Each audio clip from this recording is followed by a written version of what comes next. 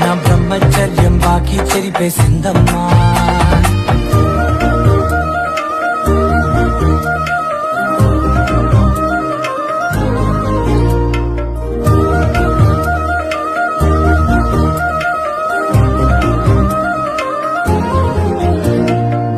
ఏకాంతాలన్నీ ఏకాంతం లేక ఏకరువే పెట్టాయే ఏకంగా.